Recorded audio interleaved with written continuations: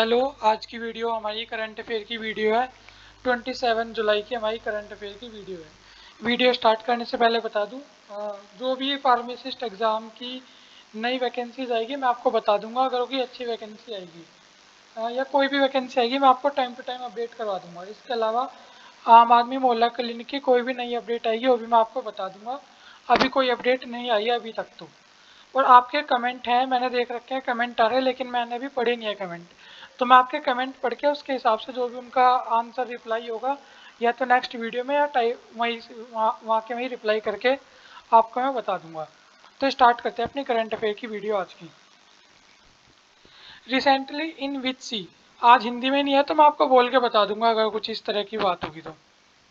Recently in which सी, Recently, in which sea, Japan and Indian Navy have organized a maritime partnership exercise।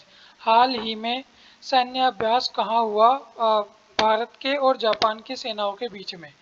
C of Japan, East China Sea, South China Sea या अंडमान निकोबार? अंडमान सी।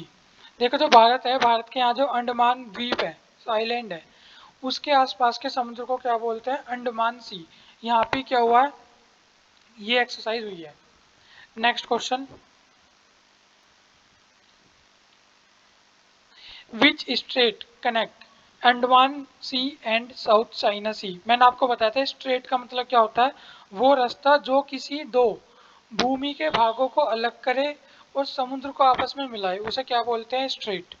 अगर आप example से देखो, ये है मान लो एक देश या एक जमीन, ये है दूसरी एक जमीन, ये क्या लैंड है।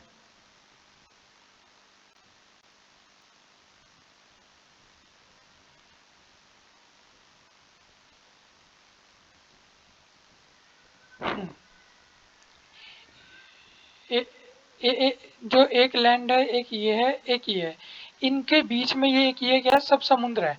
तो ये जो रास्ता है ना, ये जो इन दो लैंड को अलग करता है और दो समुद्र को क्या है? जोड़ता है। ये वाला समुद्र का पानी इस वाले समुद्र के पानी से इसके द्वारा जुड़ता है ना, इसी को क्या बोलते हैं? हम स्ट्रेट बोलते हैं। हिंदी में क्या बोलते हैं? जल संधि। तो वही जो जल संधि है, अंडमान सी और साउथ चाइना सी, इसे मिलाने वाली जल संधि को क्या बोलते हैं? स्ट्रेट ऑफ मलक्का या मलक्का स्ट्रेट भी बोल देते हैं। इसकी लोकेशन ये रही, ये अंडमान के पास वाला सी और ये चाइना के पास वाला ये साउथ चाइना सी, इन आपस में कौन सा रास्ता मिलाता है? ये वाला।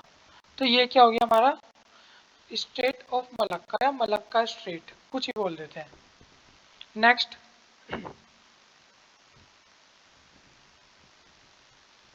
एक मिनट।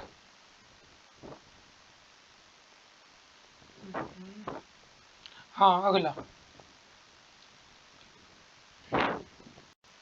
एक सेकंड बस। हाँ, नेक्स्ट है, which medal has been won by Neeraj Chopra at the world athletics championship 2022? जो भी 2022 में वर्ल्ड एथलेटिक्स चैंपियनशिप हुई है उसके अंदर भारत के जो स्टार खिलाड़ी हैं नीरज चोपड़ा, इनके द्वारा कौन सा मेडल जीता गया? आ, वह सबको उम्मीद उसी की थी, गोल्ड की, लेकिन सिल्वर आया है। बहुत अच्छा इन्होंने खेला है। अब गेम्स है, इसके अंदर एक अप और एक डाउन तो होता ही है, तो अब बहुत अच्छा खेला था इन्होंने और इन्हें क्या मिला? सिल्वर मिला। लेकिन एक जो दुख भरी बात यह है कि ये क्या इंजर्ड हो चुके हैं।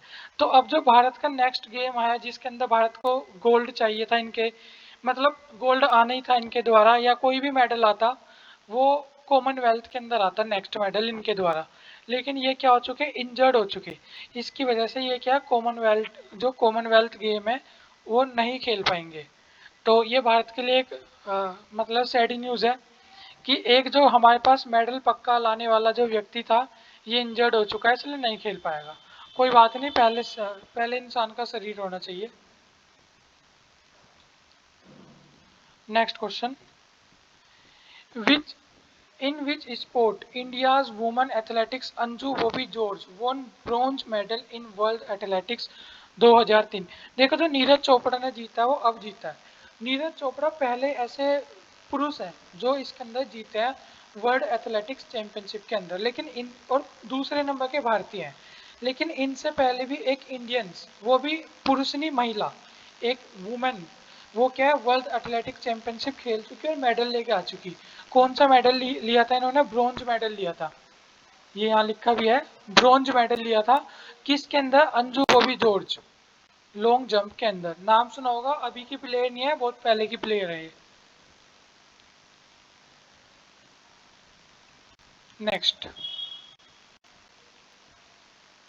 इन which of the following state the human elephant conflict has lead to the death of most human being. एक क्या है, एक ऐसा जगह थी जहाँ क्या है जो ह्यूमंस है और एलिफेंट है, इनके बीच में कन्फ्लिक्ट का मतलब है कि ये एक गांव है, इसके पास में एक जंगल है। कई बार, या ऐसे कह सकते हैं ये पूरा एक जंगल था, यहाँ पे गांव वाले आके बस गए अब से 100, 150, 200 साल पहले। तो जंगल तो पहले से ही था, तो यहाँ के जानवर क्या है घूमते फिरते गांव में आ जाते थे। और एक बार अगर जानवर गांव में आए, जानवर भी एलिफेंट की बात चल रही है यहाँ, यहाँ इनके खेत वगैरह होते हैं, अगर यहाँ गांव है तो खेत यहाँ पे होगा। ये जंगल वाले जानवर खाते पीते खेतों में आ जाते थे इधर से, फिर गांव वाले ने भगाते थे। तो जानवरों और इंसानों के बीच में क्या होता था? घमासान, कॉन्फ्लिक्ट होता था। इसकी वजह से कई बार जानवरों को भी नुकसान होता था और कई बार इंसानों को भी होता था। ये जो कॉन्फ्लिक्ट है जिसमें सबसे ज्यादा डेथ हुई है ह्यूमन बीइंग की, ये किस स्टेट में था? झारखंड के अंदर। अब क्या है, इसका समाधान भी कर लिया गया कुछ हद तक, आपने सुना भी होगा। ये एरिया है झारखंड का जहाँ सबसे ज्यादा बवाल रहता था। Next question, in which year did the government of India start elephant project? जैसे टाइगर प्रोजेक्ट है, इसी तरह एलिफेंट प्रोजेक्ट कब स्टार्ट हुआ है? 1992 में क्या है हमारा एलिफेंट प्रोजेक्ट स्टार्ट हुआ। एलिफेंट को क्या नेशनल हेरिटेज एनिमल, मतलब ये हमारे देश की धरोहर है, इसका दर्जा भी मिला हुआ है एलिफेंट का। एलिफेंट का भारत के अंदर पुराना रोल है। अगर आप अगर आप एक कल्चर की दृष्टि से देखोगे तो पूजनीय माना जाता है, और वैसे भी आप देखोगे तो भारत की जो पहले राजा महाराज थे, बहुत लंबे समय से भारत ही ऐसा देश है जिसने सबसे पहले जो एलिफेंट्स है इन्हें युद्ध के अंदर मतलब लॉन्च किया था, या इनके द्वारा युद्ध लड़ना स्टार्ट किया था। तो ये भी एक महान चीज है। अगर आपको पता हो सबसे बड़ी एलिफेंट की जो आर्मी थी, अगर हम इस पीरियड की बात करें, मॉडर्न मतलब मिडाइवल हिस्ट्री की बात करें, या मिडाइवल से पहले की भी बात करें, मिडाइवल से पहले की बात करें अगर हम एंशंट हिस्ट्री की, एंशंट हिस्ट्री के अंदर वैदिक काल को छोड़ दो, वैदिक काल के बाद तो कौन? मगध, जो मगध साम्राज्य था, सबसे ज़्यादा उसके पास एलिफेंट की आर्मी थी। अगर हम बात करें इससे वैदिक काल, प्री वैदिक काल की, वहाँ भी इनका यूज़ था, वहाँ का कोई एग्जैक्ट नंबर नहीं है, लेकिन जो मगध है इसके अंदर कई लाख हाथियों की सेना थी मगध के पास, जो पहले किसके पास थी? धनानंद के पास थी। फिर चाणक्य और चंद्रगुप्त मौर्य आ गए मगध के यहाँ, तो फिर चंद्रगुप्त मौर्य के पास वो आ गई थी। जो अलेक्जेंडर हार के गया था ना भारत के अंदर, वो भी इसी हाथी के वजह से गया था, इतना खौफ था हाथी का उनके। Which government of India has declared the national heritage animal of country? मतलब एक गवर्नमेंट ने नेशनल हेरिटेज एनिमल किसे घोषित किया है, भी ऊपर भी पढ़ के आए हैं, एलिफेंट को।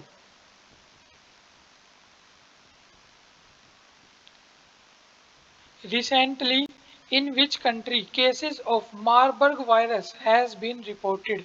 अभी एक कंट्री है जिसके अंदर एक नया वायरस, मार्बर्ग वायरस, इसके केसेस पाए गए हैं, तो कौन सा देश है? साउथ अफ्रीका कह रहा हूँ, सॉरी, अफ्रीका का एक देश है, वेस्ट अफ्रीका का, जिसका नाम क्या है? घाना। इसके अंदर ये केसेस देखे गए हैं। अभी इसका कोई अलर्ट जारी नहीं किया WHO ने या UN ने, लेकिन अगर ये ऐसे ही बढ़ता रहा तो हो सकता है आगे कर दे। इसका कैरियर कौन है मार्बर्ग वायरस का? तो फ्रूट बैट्स। ये पता नहीं नाम कहाँ से लाते हैं फ्रूट बैट्स।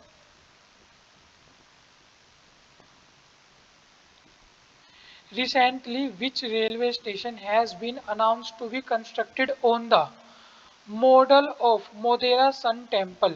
क्या है? मोडेरा सन टेम्पल की मतलब इसी के बिहाफ या इसी को मॉडल मानते हुए भारत के अंदर कौन से रेलवे स्टेशन को डेवलप किया जा रहा है? मतलब उसके जैसा या उससे मिलता जुलता डेवलप किया जा रहा है। कौन सा railway station? Ahmedabad railway station. ये सन टेम्पल कहाँ है पूछा जाएगा, अगला क्वेश्चन वही है। गुजरात के अंदर है, ये फोटो भी दिखा दूंगा मैं आपको। In which state Modhera Sun Temple located, तो ये क्या है, गुजरात का मैप आप सबको पता है। मैं इंडिया का मैप भी लेके आया हूँ, मुझे पता है, मुझे आपको गुजरात दिखाना है और झारखंड दिखाना है इंडिया के मैप में। इन्हीं दो उसकी बात की है ना हमने। गुजरात के अंदर ये लोकेशन है किसकी, मोडेरा सन टेम्पल की। ये किस डायनेस्टी का था, ये क्वेश्चन भी लेके आए हैं। Modhera sun temple was built by the ruler of which dynasty, किस डायनेस्टी के रूलर के द्वारा बनाया गया था, तो सोलंकी डायनेस्टी। कब से कब तक थी ये, 10 से 13 एडी एनो डोमनी, 10 से 13वीं शताब्दी तक क्या है ये जो डायनेस्टी थी रही थी। और ये मेनली क्या गुजरात के अंदर डायनेस्टी रही थी। और अगर हम वेस्ट साइड में कहें तो वेस्ट की लास्ट हिंदू शासक थे ये। इनका साम्राज्य कहाँ कहाँ था अगर हम देखें तो गुजरात, राजस्थान, और कई बार घूमते फिरते महाराष्ट्र में भी चले जाते थे बस। और इससे नीचे फिर चालुक्य डायनेस्टी चलती थी। तो यहाँ पे मेनली इनका शासन होता था सोलंकी डायनेस्टी का, उन्हीं में सन टेम्पल बनाया गया था। ये भारत का मैप है, अगर आप देखो तो यहाँ थी हमारी क्या सोलंकी डायनेस्टी। ये जो सोलंकी डायनेस्टी, अगर मैं इसका एरिया थोड़ा सा डिफाइन करूँ, सोलंकी जो डायनेस्टी है इसका इसका एरिया ये थोड़ा ज़्यादा बना दिया,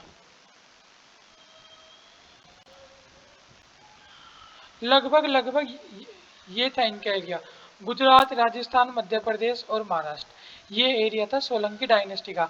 कई बार ये एक्सपेंड करके, जैसे कुछ राजा आते हैं वो इसे और आगे तक एक्सपेंड करते हैं, किसी के साथ में सिकुड़ जाती है। जो इनका कोर एरिया था वो ये वाला था जो मैंने डार्क किया है, ये था इनका कोर एरिया। और अपने कोर एरिया में इन्होंने क्या बनाया, अधिकतर जो टेम्पल्स मंदिर वगैरह होते हैं अपने कोर एरिया में बनाते हैं। कोर मतलब जहाँ इनका सबसे तगड़ा शासन होता है, यहाँ से तो कभी हटे ही नहीं, तो वो एरिया इनका ये वाला था। इसलिए यहाँ पे इन्होंने क्या बना दिया, सन टेम्पल। बाकी इनका विस्तार कभी कभी मध्य प्रदेश, महाराष्ट्र और राजस्थान तक होता था। इधर भी अलग डायनेस्टीज चलती थी, वो ठीक है, इधर चालुक्य, चोल वंश।